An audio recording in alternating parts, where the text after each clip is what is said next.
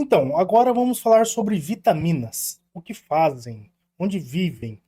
Vamos lá. Pessoal, por que elas recebem esse nome, vitamina? É porque são substâncias que são vitais à vida, tá? E o nosso corpo não produz elas, exceto a vitamina D e a vitamina K, só que em quantidades insuficientes para o nosso organismo. Então, a gente tem que adquirir todas essas vitaminas de maneira exógena, a partir da alimentação. E por que elas chamam vitamina?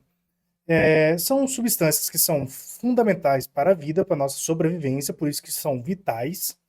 E porque a primeira vitamina que foi descoberta, elas tinham grupos aminas, por isso que chamaram de vitaminas. Entretanto, com o passar do tempo, foi descobertas novas vitaminas que não tinham esse agrupamento amina, porém o nome ficou. Então, vamos aqui para o quadro para a gente entender um pouco melhor sobre isso. As vitaminas, elas têm função como coenzimas, hormônios, antioxidantes, entre outras funções, tá? E vamos falar um pouco sobre o que são coenzimas. Coenzimas, pessoal, elas vão fazer parte, um complemento para uma enzima já existente no nosso organismo. Então vamos pegar, por exemplo, aqui essa demonstração da nossa aula passada sobre essa enzima. Então, lembra, né, que nós falamos sobre sítio ativado e que o sítio tem que ser perfeito para o substrato do nosso. Tem que ser o encaixe perfeito com o substrato, né? Entretanto, tem algumas enzimas que elas não se encaixam perfeitamente ao substrato. Aqui temos um exemplo. Então, está faltando esse pedaço.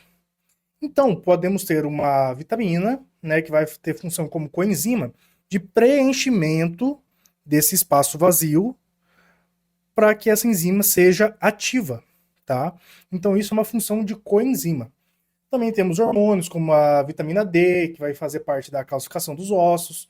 E temos também os agentes antioxidantes, né? O que são agentes antioxidantes? Eles vão combater os zeros, que são espécies reativas de oxigênio. E o que esses zeros fazem? Degradação de membrana, tá? Degradação de membrana. O que isso quer dizer? Morte celular, pessoal, tá? Então, agentes reativos de oxigênio, eles fazem quebra de membrana celular, isso causa envelhecimento e doenças, tá? A longo prazo. E agora vamos falar sobre as vitaminas mais especificamente, né? Nós temos a vitamina A, B, C, D, E e K. Nós podemos subdividir elas em hidrossolúveis e lipossolúveis, ou seja, as hidrossolúveis, elas são diluídas em água e as lipossolúveis são diluídas apenas em gorduras, tá? Então tudo que relaciona a isso será importante, tá? Então vamos colocar aqui quais são as hidrossolúveis. As hidrossolúveis só temos duas, que é a B e a C. Um macetinho para vocês lembrarem, um lugar que tem muita água, que o pessoal adora ir, muita água, hidrossolúvel, Balneário Camboriú, beleza? Então, aqui um macetinho para vocês decorarem quais são as hidrossolúveis. E as lipossolúveis, é todas que sobraram, né? Mas também tem um mnemônio que dá para colocar, que é DECA, igual a do banheiro. Tampa de vaso, pia, cuba de pia, beleza? Então temos esses mnemônios. Ah, também temos uma outra classe aqui que podemos separar, que seria a questão dos antioxidantes, né? Antioxidantes.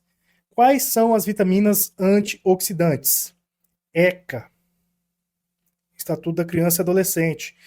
Essas vitaminas são as antioxidantes. Então, vitamina C, né, que o pessoal fala que faz bem para a pele e tudo mais, são antioxidantes, vitamina A e vitamina E. E isso, pessoal, também é importante por causa de o seguinte: as vitaminas hidrossolúveis, como elas são diluídas apenas em água, o que isso acarreta? Se você tem que ter um consumo dessas vitaminas B e C diariamente, porque o nosso corpo não tem a capacidade de armazená-las. Então, pessoas que não ingerem essas vitaminas diariamente pode causar hipovitaminoses, tá? Por causa que elas não têm acúmulo, nosso corpo não consegue armazená-las. Uma doença, por exemplo, causada por déficit de vitamina B é a beriberi, que está relacionado com tendões, né, e tudo mais. Agora, por exemplo, uma doença relacionada com a vitamina C, escorbuto, né, que era muito comum nos viajantes de navios antigamente, por deficiência de vitamina C. Então, o nosso corpo não consegue ter um armazenamento de vitamina C, por isso que a sua ingestão tem que ser diária. Entretanto, também, se você consome muita vitamina C e vitamina B diariamente, a chance de você ter uma hipervitaminose é muito baixa, porque você vai conseguir eliminar todo esse excesso a partir da urina.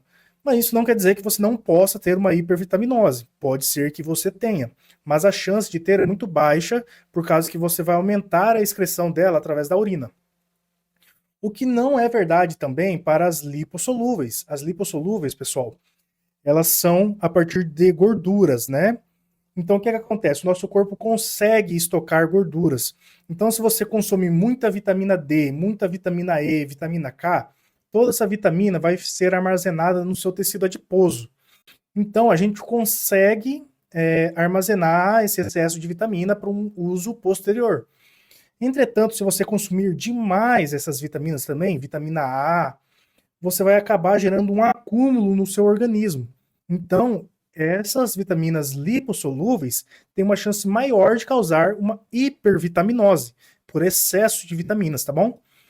E já uma hipovitaminose delas já é mais rara, por causa desse depósito que a gente tem nos tecidos adiposos, tá bom? Outra coisa muito importante também sobre as vitaminas, relacionada a hidrossolúveis e lipossolúveis, é a capacidade de absorção do nosso organismo, né? Como as lipossolúveis estão correlacionadas com os lipídios, elas vão estar muito relacionadas com o LDL, quilomicron, os quilomicrons, o LDL, o VLDL e etc.